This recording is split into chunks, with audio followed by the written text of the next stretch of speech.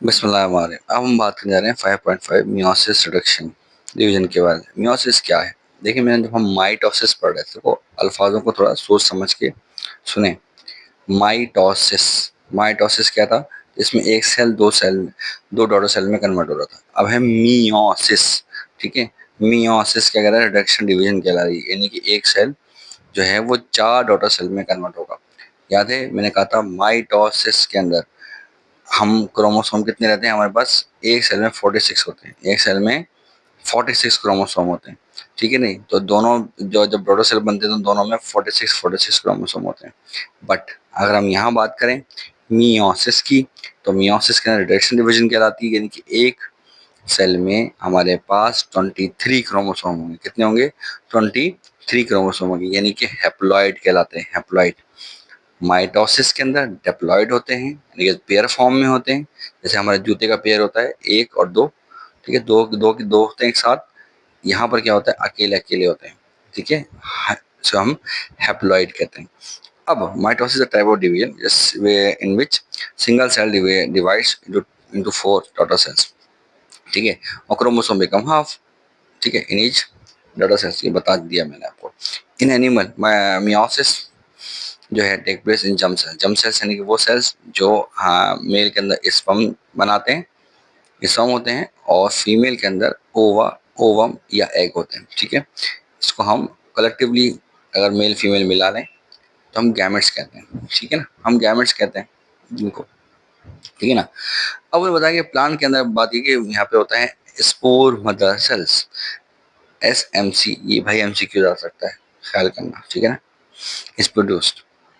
अब यहाँ आ जाए हम लोग। देखो, मैं आपको ये तस्वीर नजर आ रही है, कितनी ज़बरदस्त तस्वीर बनाई है उन्होंने। इसमें समझना थोड़ा ज़्यादा आसान होगा। अब उन्होंने बताया कि भाई इवेंट्स ऑफ मियोसिस। अब इवेंट्स ऑफ मियोसिस क्या होते हैं? Is a series of two division. अब माइटोसिस में तो हमने क्या किया था? सीधा सीधा सब कुछ इजीली हो गया था हमारा। यहाँ पर वही चीज़ दो दफ़ा होगी। यहाँ पर वही चीज़ दो बार होगी। ठीक है, meiosis is series of two division, meiosis 1 and meiosis 2, which result in the formation of 4 haploid cells। देखो, जो शुरू में मैंने बात की थी हैप्लॉइड, वो अब यहाँ आ गई है दोबारा से। ठीक है, हैप्लॉइड माना सिंगल, डिप्लॉइड माना डबल, जैसे कि हमारे जूते के पेयर्स होते हैं। ठीक है, अब तो बताया कि भाई अब इस हैप्लॉइड सेल क्यों बनते हैं? हैप्लॉइड इसलिए बनते हैं भाई कि जर्म सेल्स हैं, यानी गैमेट्स हैं। तो एक साइड पे मेल मेल साइड आएगी। ठीक है, वो 23 क्रोमोसोम हो गया, तो फीमेल साइड भी 23 क्रोमोसोम आएंगे। तो मिलेंगे आपस में तो क्या बनेगा? 46 क्रोमोसोम। ठीक है, यानी कि एक सेल बन जाएगा, हमारी शुरुआत हो जाएगी। उसको हम जाइगोट कहते हैं। ठीक है, चलो। First, meiotic division is reduction division during which chromosome number is reduced to half. ठीक है, आधे हो जाएंगे। Meiosis 1 consist of prophase 1, metaphase 1, anaphase 1 and telophase 1। तो हम चलते हैं प्रोफेज 1 की तरफ। अच्छा, मेरे दिमाग में ये ख्याल था कि मैं आपको तस्वीर से समझाऊं, लेकिन तस्वीर से समझ तो आ जाएगा आप लोगों को अच्छी तरीके से, बट मैं चाह रहा था कि इसको डिटेल में हम पढ़ें। इट कॉन्सिस्ट ऑफ प्रोफेज 1 की बात करेंगे तो एक थोड़ा लंबा प्रोसेस है ना ये, और ये MCQs में जरूर आते हैं इसके प्रोसेस। ये बात याद रखिएगा, तो इसको अच्छे से देख लीजिएगा। लेप्टोटीन, जाइगोटीन, फेगाटीन, रिप्लोटीन और डाइकेनेसिस। ठीक है जी, अब लिप्टोटीन की बात करते हैं। During this sub stage following changes अकर। अब बताया कि जो लिप्टोटीन है, अब ये प्रोफेज ही चल रहा है। ठीक है ना, ये अलग नहीं हो रहा है, प्रोफेज ही चल रहा है। उसमें बता रहा है क्रोमोटिन। क्रोमोटिन क्या था? मैंने आपको बताया था, क्रोमोसोम जब क्रोमोसोम थिक नहीं हो रहे होते, जो है अजीब सा जंगल से अपन वो खाते हैं ना, स्पेगेटी खाते हैं, उस फॉर्म में रहते हैं। स्पेगेटी की फॉर्म में रहते हैं, या मैगी के फॉर्म में, जिस मैगी होती है इससे उलझे हुए होते हैं, इस तरह से। Network break into specific number of long thin beaded thread called लिप्टोटिन। अब वही बता रहा है कि भाई जो इसकी शक्ल है ना, शक्ल वो ऐसी होती है जैसे मोतियों की लड़ी होती है कि जो खवातीन पहनती हैं, जो हार पहनती हैं, छोटे छोटे छोटे मोती होते हैं।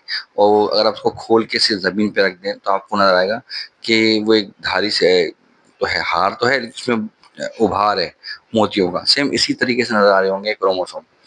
Each thread has two morphological similar leptin in each cell called homologous structure।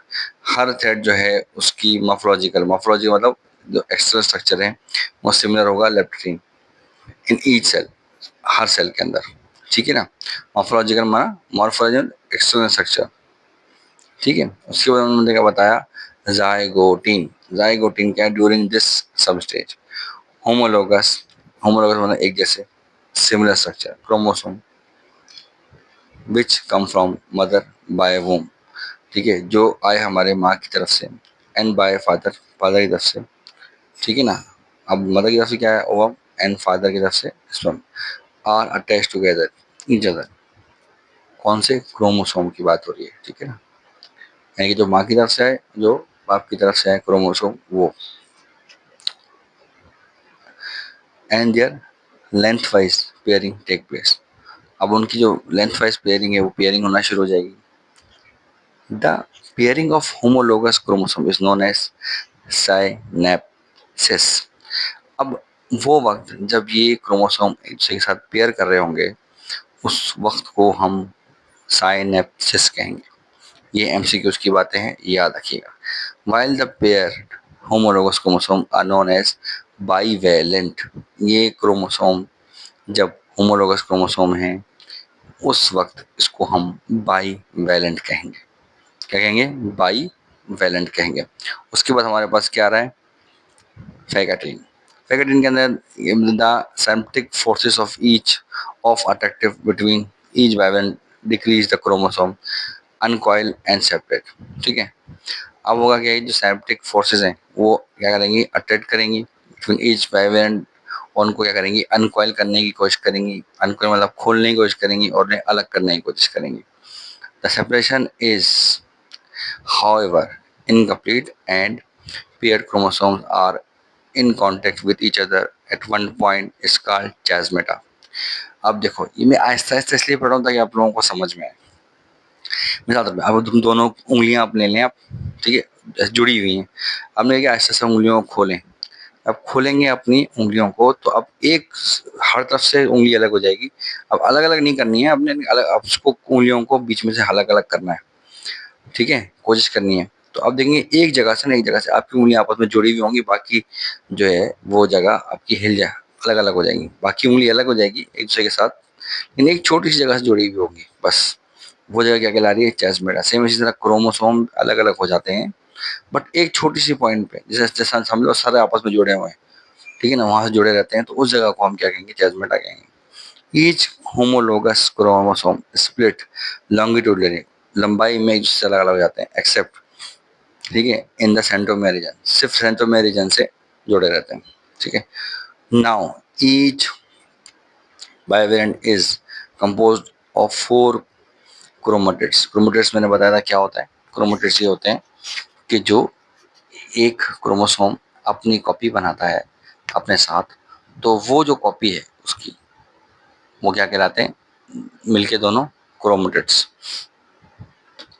And therefore is known as bivalent tetrads. अब वो देखो बात सुनो, हम ये टेट्राइड क्यों बोल रहा है, इसलिए बोल रहा है कि भाई सेंट्रोमेयर है, अब सेंट्रोमेयर के ऊपर दो, हाँ, 2 क्रोमेटिड्स नजर आएंगे, सेंट्रोमेयर के नीचे 2 क्रोमेटिड नजर आएंगे, सही है ना। इसलिए अगर क्या होता है 4 होगा एक तरीके से, तो क्या कहलाएगा ये, टेट्राइड। इसके बाद क्या कहला रहा है भाई, डिप्लोटीन या होमोलोगस क्रोमोसोम, ठीक है, and their part of chromatids at बेटा।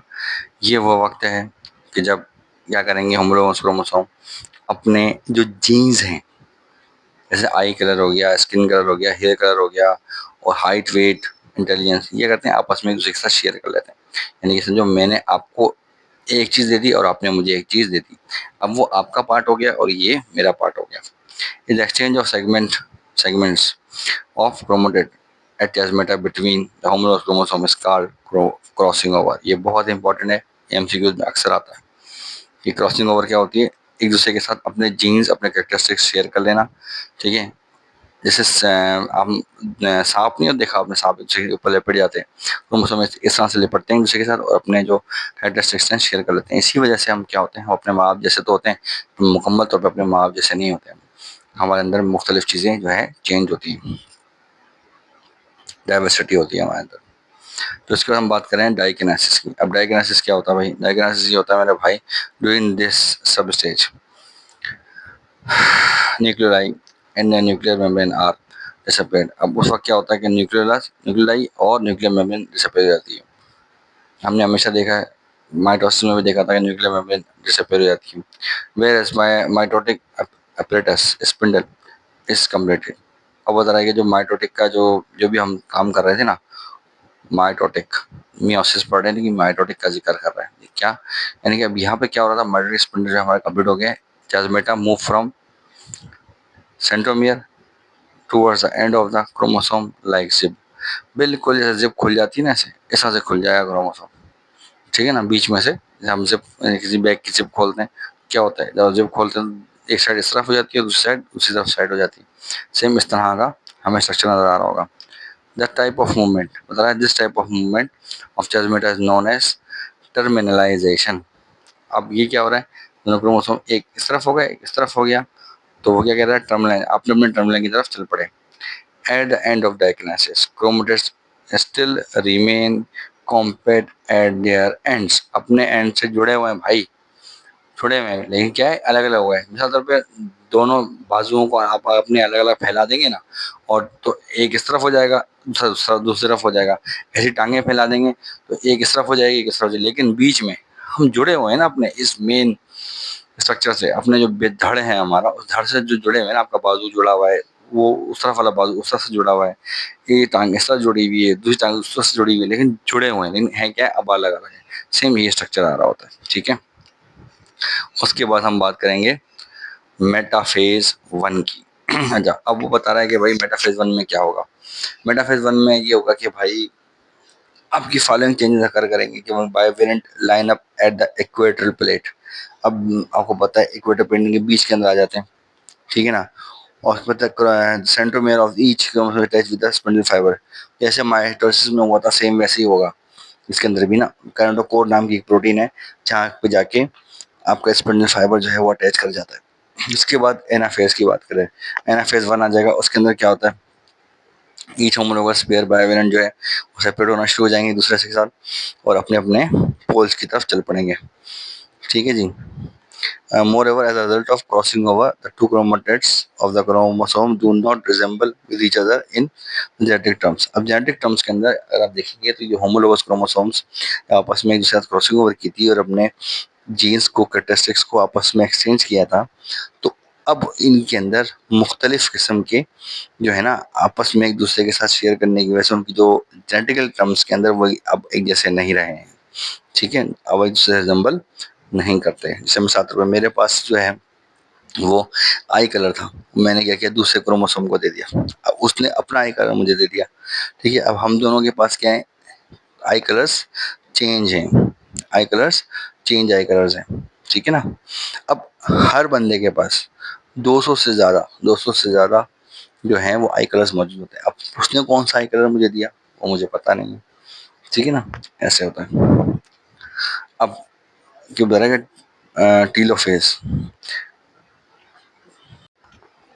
ठीक है जी, अब टीलोफेज के अंदर टीलोफेज वन में अगर हम देखते हैं तो वो देख रहे हैं कि हम कि the nuclear membrane from around the chromosome at each pole and chromosome become uncoil. अब और उन तरह के द न्यूक्लियस रीअपेयर, न्यूक्लियस जो हमारा, याद है मैंने कहा था स्टार्टिंग में कि वो डिसअपेयर हो गया था, न्यूक्लियर मेम्ब्रेन डिसअपेयर हो गई थी, वो अपेयर हो जाएगा एंड टू नोटो न्यूक्लियर फॉर्म। ठीक है, न्यूक्लियर मेम्ब्रेन भी आ जाएगी और न्यूक्लियस भी आ जाएगी। ठीक है ना, उसके बाद हमारे पास साइटोकिनेसिस है। उसके अंदर क्या होगा, telophase may or may not be accompanied by cytokinesis and daughter cell form। यानी कि अब समझ लें, एक सेल दो सेल में डिवाइड हो चुका है। ठीक है ना, ये वो टाइप है जैसे कि माइटोसिस में हुआ था। ठीक है ना, बिल्कुल एक सेल दो सेल में डिवाइड हो चुका है। हमने क्या कहा था, मियोसिस के अंदर प्रोफेज वन से लेके टीलोफेज वन तक चलेगा। अब फिर प्रोफेज टू शुरू होगा। ठीक है, अब interface following telophase 1। If this stage occur, there is a short period called interphase। यहाँ पे एक दोबारा इंटरफेस शुरू होगा before meiosis two, meiosis two होने से पहले। It is similar to interphase between meiotic division except that DNA replication does not occur.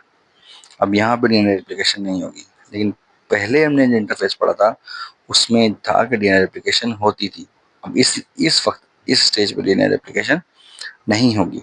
The replication of DNA is necessary because each chromosome already has two chromatids. अब यहाँ पर मुझे लगा unnecessary क्यों है, क्योंकि भाई हम क्या करते हैं, रेप्लिकेशन एक क्रोमेटिड को में की कॉपी बनाने के लिए करते हैं। अब कॉपी तो ऑलरेडी मौजूद है उसके पास, दो क्रोमेटिड पहले ही मौजूद है, अब वो कॉपी बनाई क्या करेगा। और हमें तो वैसे भी रिडक्शन डिवीजन करनी है, रिडक्शन डिवीजन नहीं कि हमें उसको हैप्लॉइड फॉर्म में लेके आना है। तो अगर हम उसको अभी दोबारा रिप्लीट करेंगे तो फिर वो हैप्लॉइड फॉर्म में हो जाएगा, जो हमारा मकसद है वो पूरा नहीं होगा। ठीक है।